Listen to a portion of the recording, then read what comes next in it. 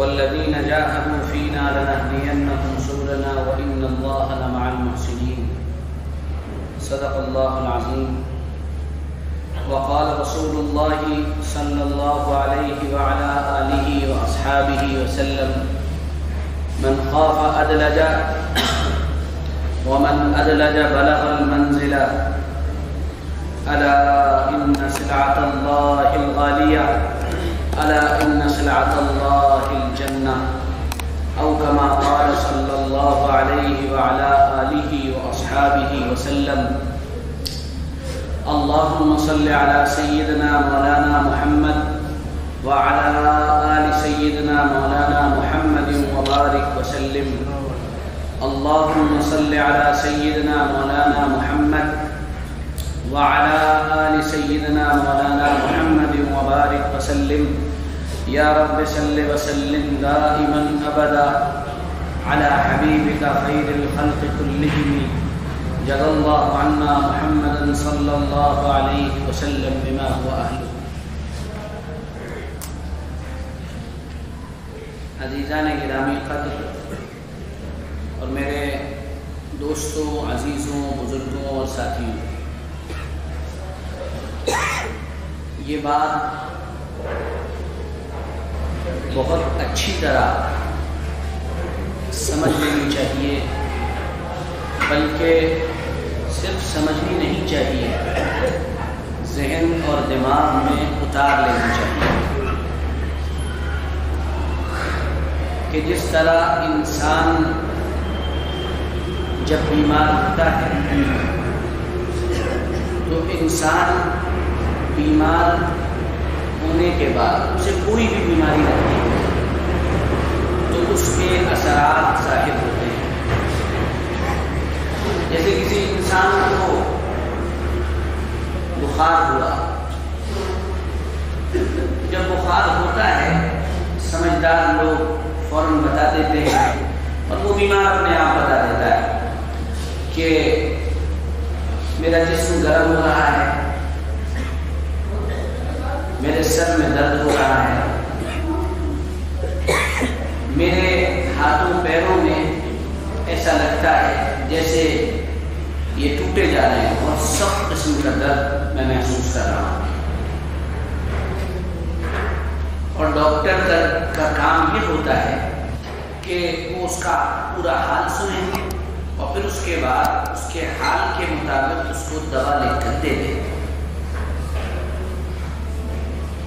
بالکل اسی طرح تمام بیماریوں میں ہوتا ہے. شوگر ہو گئی، کہنے ڈاکٹر صاحب بڑی کمزوری لگتی ہے، کوئی کام کرنا چاہتا ہوں ہمت نہیں ہوتی، دل چاہتا ہے لیٹا ہی رہوں. تو شوگر ہوتی ہے تو یہ پریشانی ظاہر ہوتی ہے. انسان کے جسم کی طرح، پورے جسم کی طرح ایک پوری قوم کا بھی حال ہوتا ہے، پوری امت کا بھی یہی حال ہوتا ہے کہ جب اس کو بیماری لگتی ہے، جب اس کو کوئی بڑا مرض لاحق ہو جاتا ہے تو پھر اس کے اندر کچھ چیزیں اپنے آپ ظاہر ہوتی ہیں، اور جب وہ چیزیں ظاہر ہونے لگتی ہیں تو سمجھدار لوگ سمجھ جاتے ہیں کہ اب کام صرف دوا سے نہیں چلنے والا ہے، دوا بھی چلانی پڑے گی، پرہیز بھی کرنا پڑے گا، اور اس کے ساتھ ساتھ مریض کو دوبارہ پرانی زندگی پر لانے کے لیے، صحت مند زندگی اس کو دینے کے لیے اس مریض کو کچھ حرکت کرنی پڑے گی، ایکسرسائز کرنی پڑے گی، تب جا کر وہ صحت مند ہو پائے گا.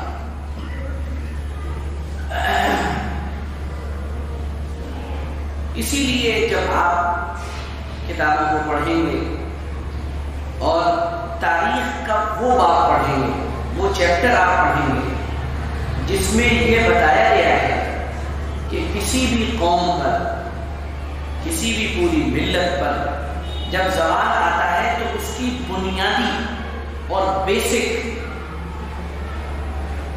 وجوہات کیا ہوتی ہے. یہ تو بہت لمبی لسٹ ہے پوری، لیکن آج کے اپنے اس چھوٹے سے مختصر پیغام میں 2 باتیں بتانی ہیں کہ جب یہ 2 باتیں ظاہر ہوں گی تو اس کے نتیجے اپنے آپ ظاہر ہونے لگیں گے. جس قوم پر، اور میں آپ کو بتا رہا ہوں ایک چیز، ایک بات جو میں آپ کو بتاؤں گا انشاءاللہ، وہ اگر آپ کو موقع مل جائے اور آپ کو تنہائی میں سوچنے کا موقع مل جائے تو آپ اس کو بیٹھ کر سوچئے گا اور پورے سماج اور معاشرے کا، ہم سب کا جائزہ لیجیے گا. یہ چیزیں ہمارے اندر پیدا ہو چکی ہیں.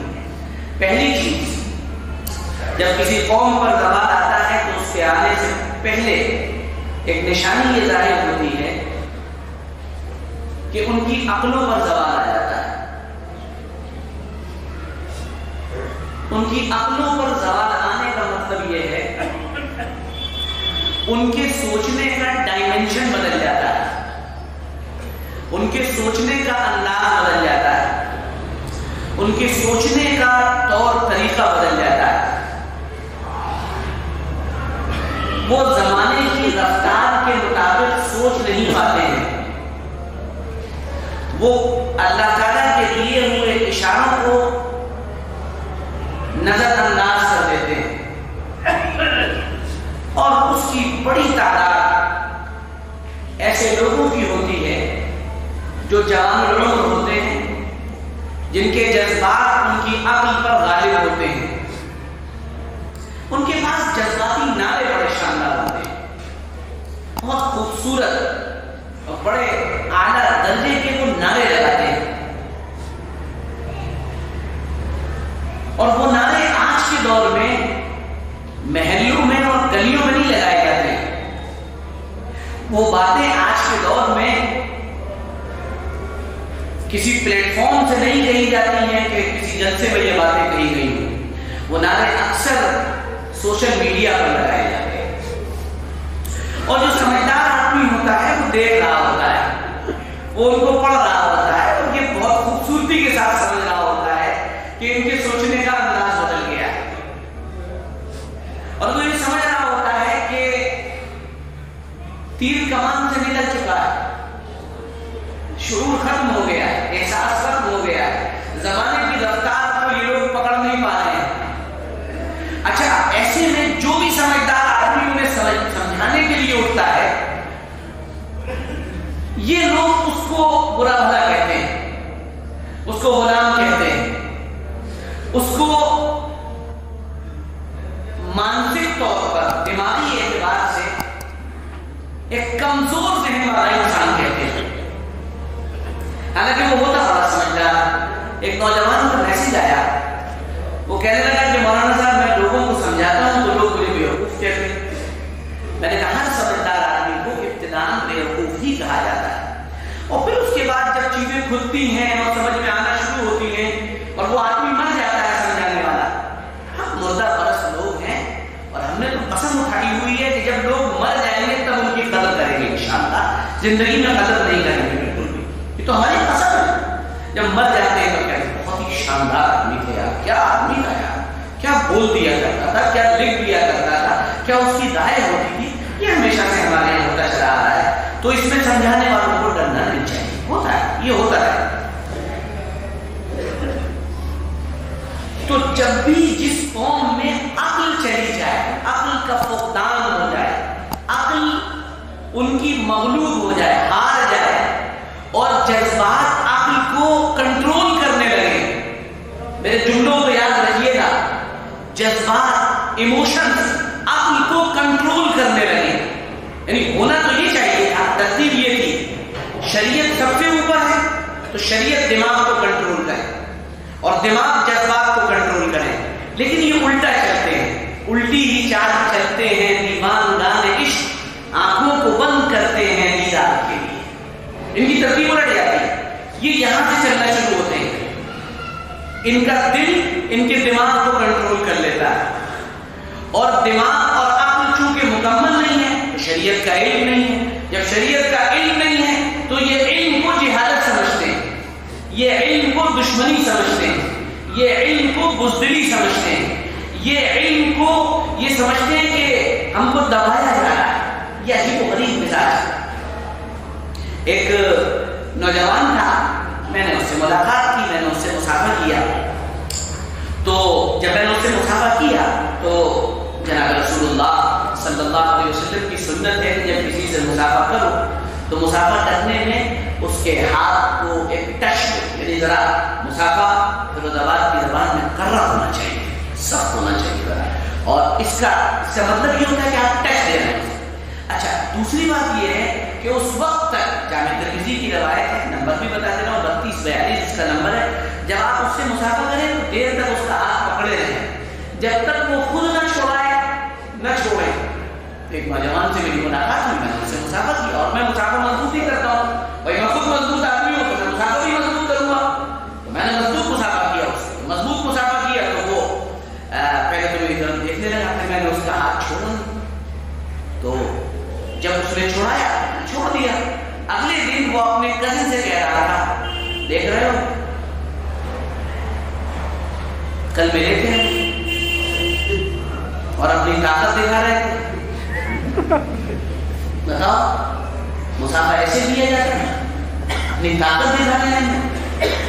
یہ مصافحہ تو دشمنی والا مصافحہ ہوتا ہے، یہ تو اپنے آپ کو زوراور دکھانے والا مصافحہ ہوتا ہے۔ اس نے مجھے آگے بتایا، آپ یقین مانیے میں سر پکڑ کے بیٹھ گیا، میں نے کہا اللہ اللہم اہدی قومی فإنہم لا یعلمون، اللہ ہدایت ہی دے دیجیے، ان کو کوئی سمجھا نہیں سکتا ہے۔ تو اس ترتیب کو سمجھ لیجیے، ایسے نوجوان جتنے بھی ہیں وہ نعرے زیادہ لگائیں گے، بڑے زبردست ان کے کمٹمنٹس ہوں گے، بڑے زبردست ارادے ہوں گے، اور یہ ان کی غلطی نہیں ہے، یہ ان کی عمر کا قصور ہے، یہ ان کی عمر کا قصور ہے، جذبات خیر۔ اچھا، تو یہ زوال عقل کی نشانی ہوتی ہے۔ اچھا، دوسرا نقصان کیا ہوتا ہے؟ دیکھیے میں آپ سب سے کہتا ہوں، کبھی کبھی میں کرتا ہوں، اکثر تو میں دوسری وجہ پڑھاتا ہوں، میرا مضمون میں انشاءاللہ وقت میں سمیٹوں گا، لیکن رہ گیا تو پورا کروں گا، ہے نا، اور آپ کو مزہ آئے اور آپ کو سیکھنے کو ملے گا انشاءاللہ، اور اس کا نفع بھی ہوگا انشاءاللہ۔ تو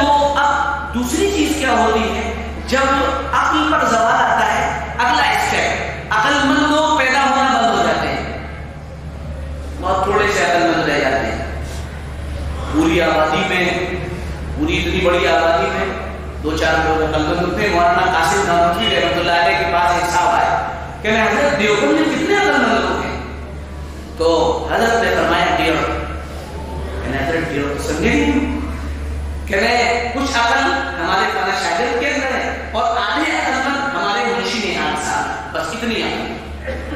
کہ حضرت آپ نے آدھا عقل مند کیوں کہا؟ کہ مجھے ایک مرتبہ انگریز پکڑنے کے لیے آئے تو منشی نہاد صاحب میرے سارے تھے، ان کے گھر پہ وہ گھبرانے لگے، کہ حضرت میرے گھر سے گرفتار ہو جائیں گے۔ تو میں نے ان سے کہا میں گرفتار نہیں ہوں، تم مجھے گرفتار کروا دو۔ کہ وہ فوراً سمجھ گئے، میں نے کہا اس کا مطلب یہ آدھے عقل مند ہے، پہلے گھبرا گئے تھے تو اس کا مطلب پوری تو نہیں ہے لیکن آدھی بن گئی۔ کہ حضرت پھر کیا ہوا؟ کہ میں سیدھے سیدھے انگریزوں کے پاس گیا اور انہوں نے پوچھا کہ یہاں قاسم نانوتوی ہے؟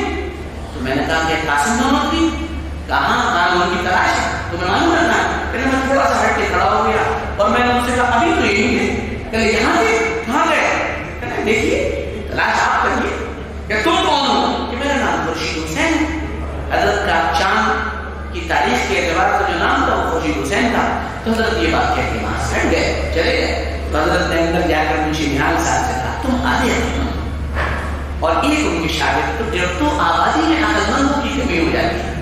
اور عقل مند کون ہوتا ہے؟ میں آپ کو بتا دوں، جس کی بس صرف ایک اشارہ دوں گا، جس کی نگاہ ماضی پر، حال پر، مستقبل پر بڑی گہری ہو، اور جو نگاہ حالات پر رکھتے ہوئے نتائج پر نگاہ رکھتا ہو۔ اس کا نتیجہ کیا ہونے والا ہے؟ میں بہت اہم بات کہہ رہا ہوں آپ سے، کسی بھی کام کو کرنے سے پہلے نتیجہ اگر آپ نے نہیں دیکھا اور وہی جذبات میں رہے تو یاد رکھیے گا پھر اس کا خمیازہ اور اس کا نقصان آپ کو اٹھانا پڑے گا، ٹھیک ہے؟ تو عقل مندوں کی پیدائش بند ہو جاتی ہے۔ اس کا تیسرا نتیجہ یہ ہوتا ہے، تیسرا نقصان یہ ہوتا ہے کہ پھر بے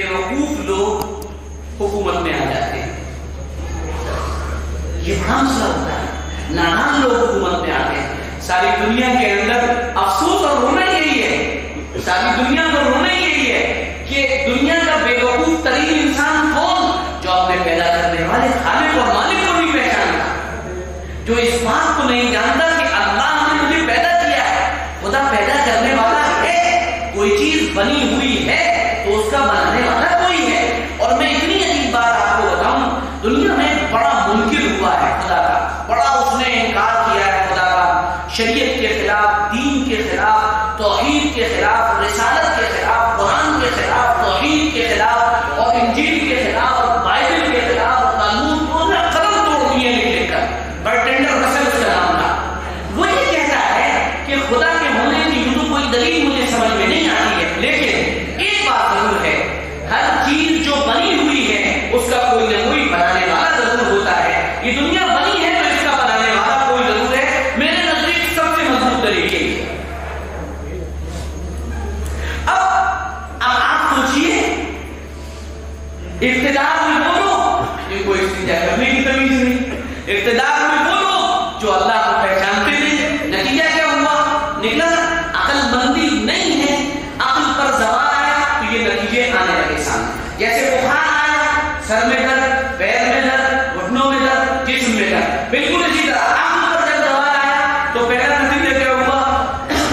جذبات عقل سے اوپر چلے گئے, شریعت تو ایک طرف چلی گئی. عقل پر زوال آیا, سوچنا بند کر دیا. عقل پر زوال آیا تو نتیجہ یہ ہوا عقل مند لوگ پیدا ہونا بند ہو گئے. کسی قوم کے دنیا میں زوال کی پہلی بنیاد عقل پر زوال ہے. محلے محلوں چلے جائیے, شہروں چلے جائیے, آپ کو عقل نہیں ملے گی, عقل والے نہیں ملیں گے. قرآن نے خود کہا ہے بل ادعوا علمهم فی الآخرہ, ان کا علم تو آخرت کے بارے میں بڑا سست پڑ چکا ہے, یہ جانتے نہیں آخرت کیا ہوتی ہے, ان کی عقل کام ہی نہیں رکھتی ہے. پہلی چیز. نمبر دو, دوسری چیز, جب کسی قوم پر زوال آتا ہے اس کے اخلاق پر زوال آ جاتا ہے, اور یہ اخلاق پر زوال ایک بیماری ہے. اس کے نتیجے میں بہت سی چیزیں ظاہر ہونے لگتی ہیں, بہت سی چیزیں آٹومیٹکلی آنے لگتی ہیں, بہت جیسے بخار میں نے بتایا. اسی طرح جب اخلاق نیچے چلے جاتے ہیں تب آپ دیکھیں گے کہ اپنے آپ کچھ چیزیں ظاہر ہونے لگتی ہیں. اور میں نے یہ پڑھا ہے کہ قوموں پر عروج زوال کیسے آتا ہے. میں نے سینکڑوں صفحات اس پر پڑھ ڈالے ہیں, سینکڑوں صفحات کا خلاصہ میرے پاس لکھا رکھا ہوا ہے, اور میں نے ایک بار نہیں بار بار پڑھا ہے. بار بار پڑھا نہیں, میں نے اسے لکھ لیا ہے. میں نے لکھا نہیں, میں نے اس کو دہرایا ہے. میں نے دہرایا نہیں, میں نے انہیں یاد کیا ہے. میں نے یاد نہیں کیا, میں نے ازبر کر لیا ہے. میں آپ کو بتا رہا ہوں بڑی حقیقت کی طرف میں آپ کے سامنے اشارہ کر رہا ہوں. دنیا کے اندر جتنے اس موضوع پر لکھنے والے ہیں وہ سب ایک ساتھ ایک بات لکھنے پر متفق ہیں. کبھی بھی کوئی قوم اوپر نہیں جا سکتی جب تک اس کے پاس اخلاق کی طاقت نہ ہو. سب نے لکھا ہے ایک ساتھ, سب کو پڑھا ہے. اور یاد رکھیے گا, اور دوسری بات یاد رکھیے گا, جو لوگ بہت سی غلط فہمیوں میں مبتلا رہتے ہیں, میں ان سے یہ بات کہہ رہا ہوں اور کھل کر کہہ رہا ہوں. یہ بات یاد رکھیے, اللہ کا جو نظام ہے, اللہ نے جو نظام دنیا میں بنایا ہے, اس میں مسلمان یہ اسپیشل لوگ ہیں, اور اللہ نے جو نظام یہ بنایا ہے اس میں جو کوالیفیکیشن ہے یہ غیر مسلموں کے لیے دوسری رکھی گئی ہے. مسلمانوں کی کوالیفیکیشن الگ ہے. اگر تم کو حکومت چاہیے تمہارے لیے کوالیفیکیشن الگ ہے, تم کو حکومت چاہیے تمہارے لیے کوالیفیکیشن الگ ہے. جیسے ہمارے ملک کے قانون میں جو پچھڑا سماج ہے, او بی سی کہلاتا ہے, دلت کہلاتے ہیں, ایس ٹی ایس ٹی کہلاتے ہیں, ان کو 28% کا ریزرویشن پہلے ملا ہوا ہے, یعنی 100 میں سے 28 نمبر طے ہے. اب وہ جو لکھیں گے تو 29 سے کاؤنٹ ہوگا. اور ایک جنرل جب وہ لکھے گا تو وہ کہاں سے لکھے گا؟ وہ جب لکھنا شروع کرے گا تو اس کو ایک سے لکھنی شروع کرنا پڑے گی. بالکل اسی طرح رب کے اس قانون میں, خدا کے اس قانون کے اندر اللہ تعالیٰ نے جو نظام بنایا ہوا ہے مسلمانوں کے لیے الگ ہے, غیر مسلموں کے لیے الگ ہے. اپنی ملت کو قیاس اقوام مغرب پر نہ کر, خاص ہے ترکیب میں قوم رسول ہاشمی, ہر چیز میں الگ الگ امتحان, الگ چیزیں کیا ہے. میں اشارہ کر دے رہا ہوں, بہت سے لوگوں کے ذہنوں میں یہ غلط فہمیاں رہتی ہیں. اس کو سمجھ لیجیے, جب بھی کبھی اقتدار مسلمانوں کو ملے گا, پہلی چیز اللہ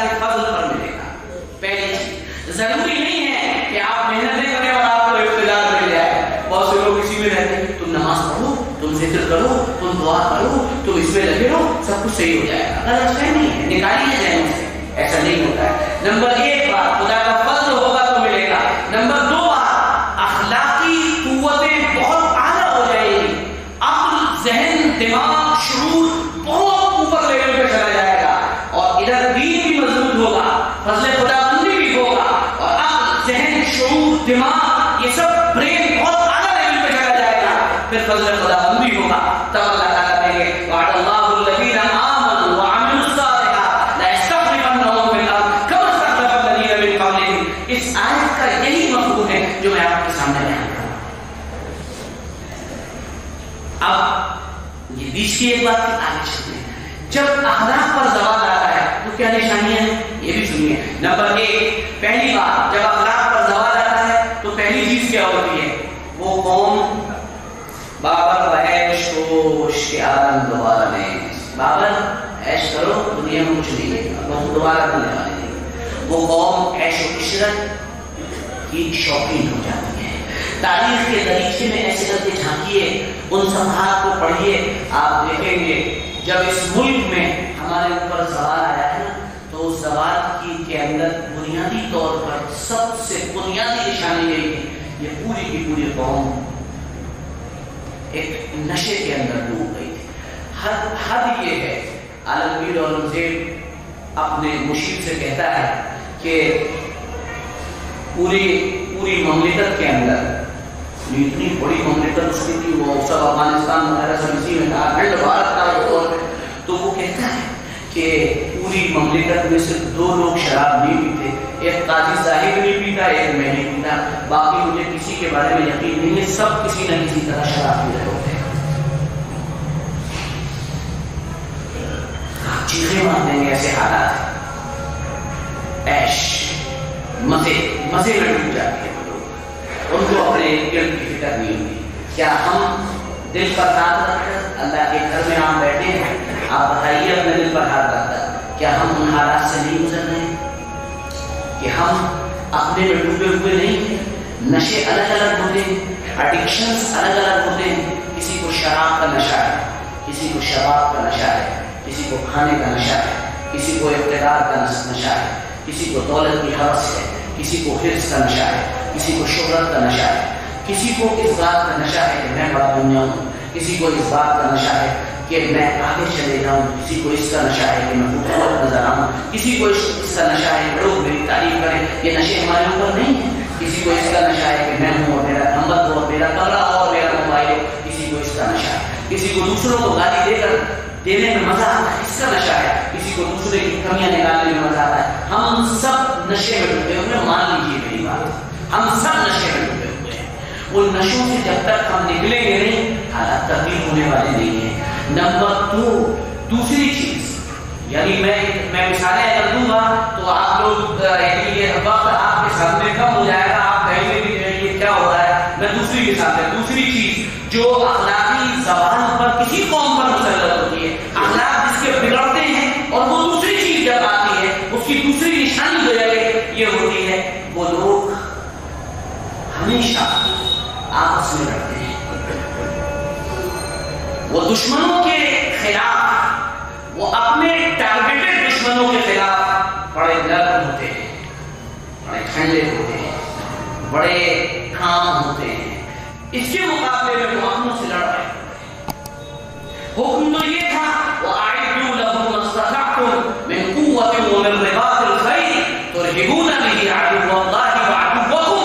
حکم یہ تھا کہ اگر کبھی صورتحال یہ ہو اور تمہارا مقابلہ کبھی کسی سے ہو تو تمہارا ٹارگیٹ جو ہے وہ یہ ہونا چاہیے, تمہیں اپنی توانائیاں اور اپنی قوتیں اور اپنی صلاحیتیں تم کو اس جگہ پر لگانی ہے, لیکن وہ اس جگہ لگانے کے بجائے وہ اپنی توانائی, اپنی صلاحیت, اپنی قوت, اپنی کیپیبلٹی, یہ ساری کی ساری اپنوں کے اوپر لگا دیتے ہیں.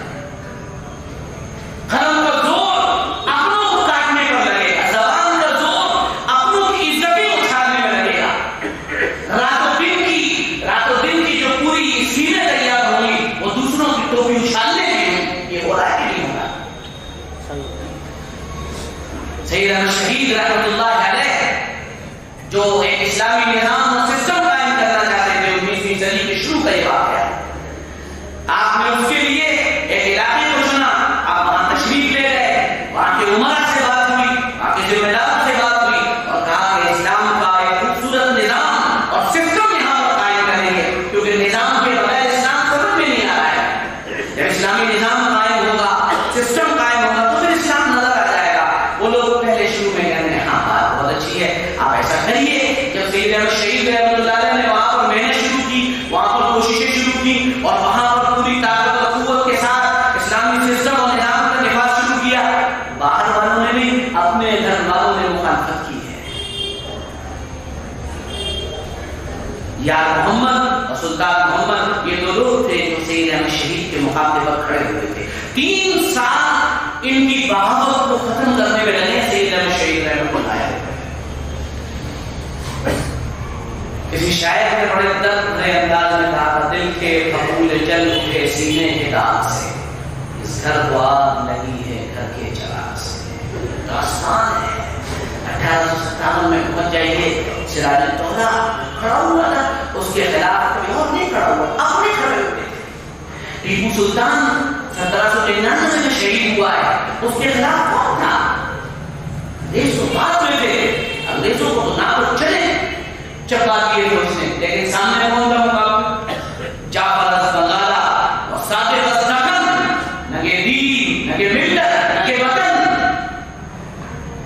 ایک بار میں کہہ دیا تھا۔ تو حالات یہ ہوتے ہیں کہ جب اخلاق چلے جاتے ہیں تو دوسری چیز کیا ظاہر ہوتی ہے کہ یہ قوم آپس میں لڑنے لگتی ہے، اور اس کے اوپر ایک پوری طاقت اور قوت کے ساتھ یہ چیز ہوتی ہے کہ ہمیں اپنوں ہی کو مٹا دینا ہے۔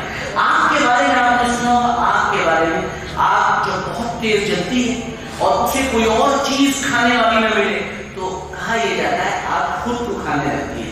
جہنم کی آگ کے بارے میں جناب رسول اللہ صلی اللہ علیہ وسلم کے فرمودات اور آپ صلی اللہ علیہ وسلم کی باتیں ہمیں اسی طرح کی ملتی ہیں۔ نمبر 3، اخلاق کے زوال کے بعد تیسری نشانی جو کسی قوم میں ظاہر ہوتی ہے اور وہ ہر ایک کو نظر آنے لگتی ہے، وہ نشانی یہ ہوتی ہے کہ وہ قوم پوری کی پوری اس کی محنت کا ڈائمینشن بدل جاتا ہے، سمت بدل جاتی ہے۔ وہ جس سمت میں جا رہے ہوتے ہیں وہ بدل جاتا ہے۔ اور آپ مجھے بتائیے، اور بہت ہلکا سا آپ سب کے سامنے اشارہ کر رہا ہوں، آپ مجھے بتائیے کسی آدمی کو لکھنؤ جانا اور وہ آدمی دلی والے ایکسپریس وے پہ چڑھ جائے اور اس کے ہاتھ میں شاندار گاڑی ہو، بینڈلے ہو اور شو مرسیڈیز ہو اور وہ تیزی سے گاڑی چلا رہا ہو اور اس گاڑی چلانے میں آپ اس سے ملاقات ہو، آپ کہیں ہو بھائی راستے میں خیریت سے ہو، یہاں ٹھیک ہے، کہاں جا رہے ہو؟ لکھنؤ جا رہا ہوں۔ لکھنؤ جا رہے ہو؟ یہ غلط راستہ ہے، کہاں آ گئے تم غلط راستے پہ چل دیے، لکھنؤ کا راستہ نہیں ہے یہ تو دلی کا راستہ ہے۔ تو وہ اپنی گاڑی میں بیٹھے ہوئے یہ کہیں گاڑی نہیں دیکھ رہے ہو، گاڑی دیکھو اور ہمیں دیکھو، ذرا اندازہ لگاؤ کہ ہم کون ہیں اور گاڑی کیسی ہے، اور دیکھو ہم صحیح جا رہے ہیں، ہم غلط نہیں جا رہے ہیں۔ تو وہ سمجھدار آدمی ہوگا تو 2 مرتبہ سمجھائے گا، تیسری مرتبہ کہے گا کوئی بات نہیں، ٹھیک ہے السلام علیکم، جائیے۔ اب آپ بتائیے جب یہ 3 گھنٹے گاڑی چلانے کے بعد جب یہ سیکٹر 31 پہ اترے گا اور یہ پوچھے گا کہ عالم باغ کا پتہ کہاں ہے، مجھ کو گومتی نگر جانا ہے، تو وہاں والا کیا کہے گا؟ عالم باغ، گومتی نگر، حضور والا یہ دلی ہے، یہاں پوچھیے چاندنی چوک کہاں ہے، یہاں آپ یہ پوچھیے لال قلعہ کہاں ہے۔ کہ یہ کیا ہوا، میں کہاں آ گیا، تو غلط ہو گیا۔ وہ شاعر نے کہا مت پوچھنا بس دیکھنا انہیں غور سے، یعنی مندروں پہ خبر ہوئی کہ یہ راستہ کوئی اور تھا، مندر ہی بدل گئی۔ پھر اس کے مقابلے میں دوسرا آدمی ہے، وہ دوسرا آدمی اسے لکھنؤ جانا ہے لیکن اس کے پاس نینو ہے، پرانا ٹیمپو، موڈیفائڈ ٹیمپو، وہ نینو سے بیچارہ کسی طرح چڑھ جاتا ہے لکھنؤ ایکسپریس وے پہ اور چلتا رہتا ہے۔ کوئی سے پوچھتا ہے کہاں جا رہے ہو؟ لکھنؤ جا رہا ہوں۔ بہت اچھی بات ہے، جاؤ۔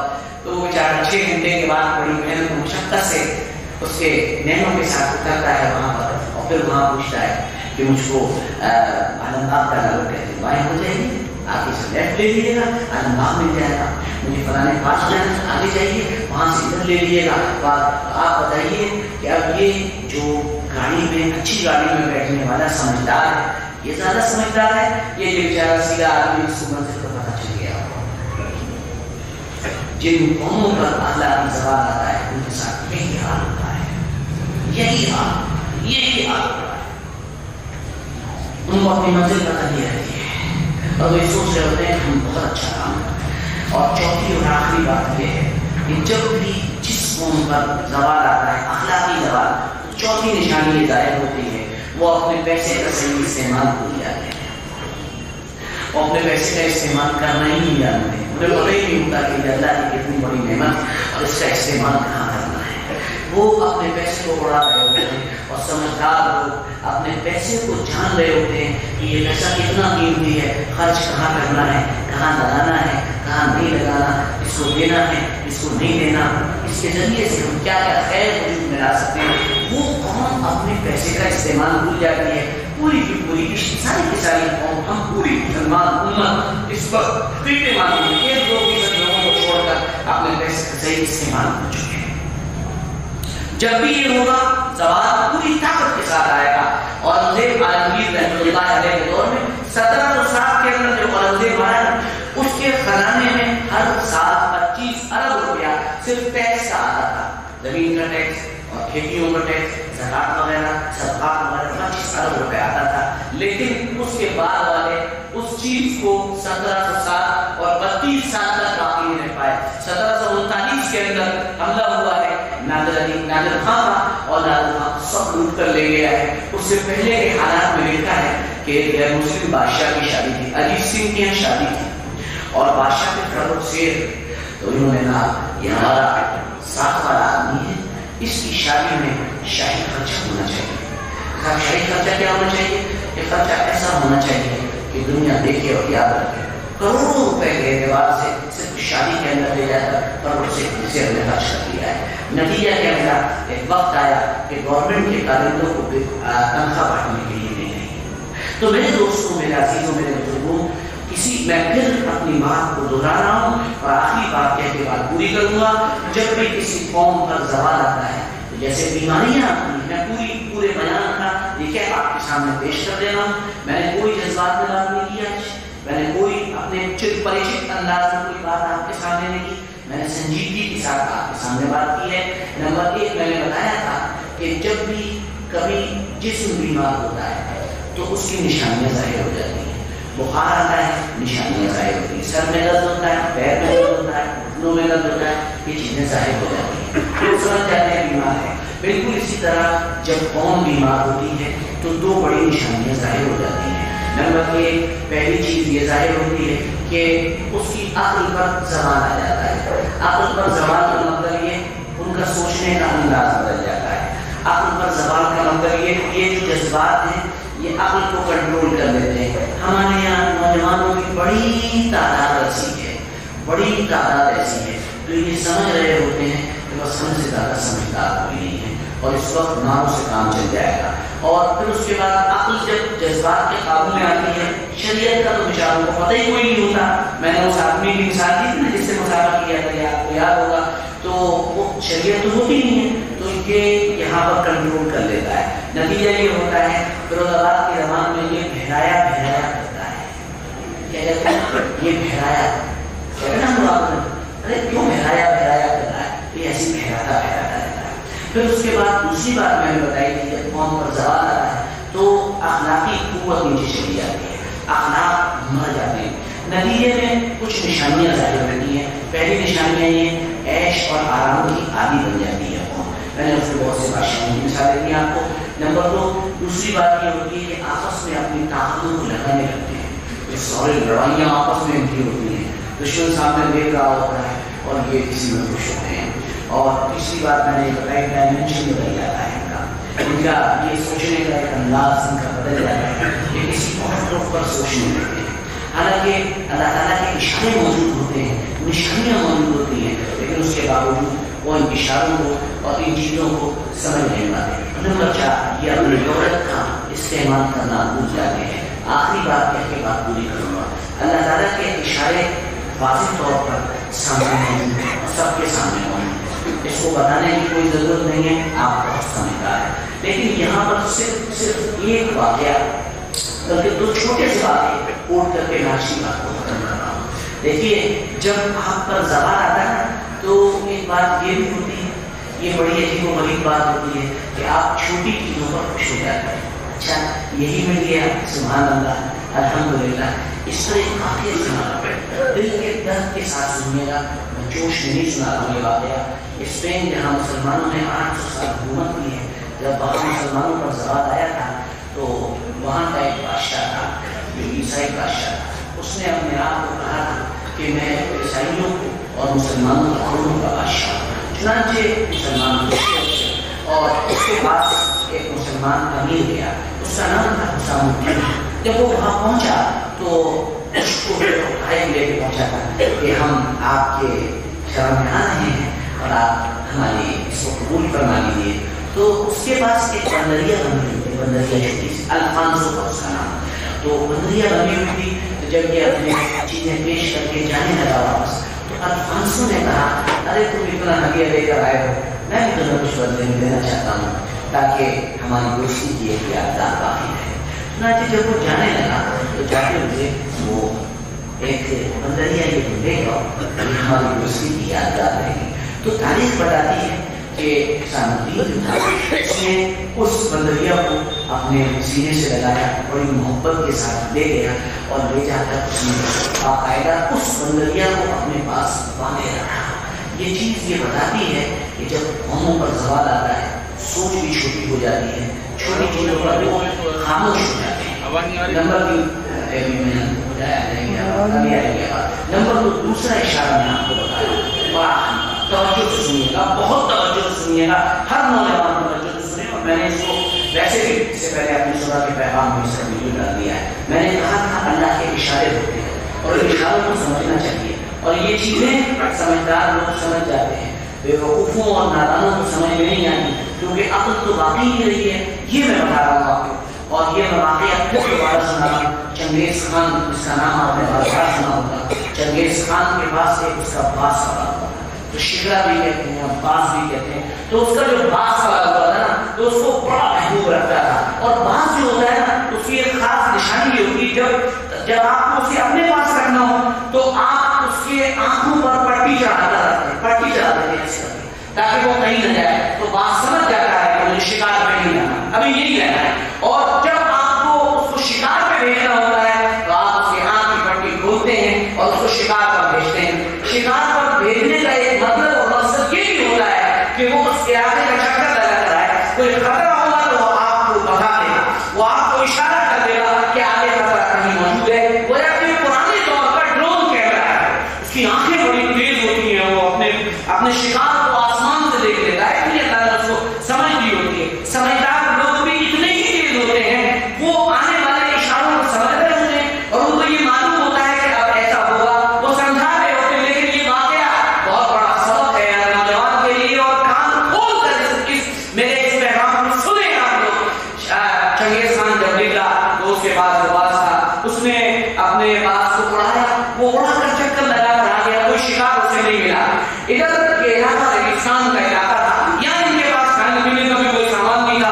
بہرحال وہ شکار پر چونکہ نکلا ہوا تھا تو تھوڑا سا لشکر اس کے ساتھ تھا. ایک دن وہ صبح اٹھا, کہنے لگا پانی تھا, پانی تو ختم ہو چکا ہے, پانی تو بہت کم ہے ہمارے پاس, پانی نہ کے برابر ہے اور آپ پی بھی نہیں سکتے.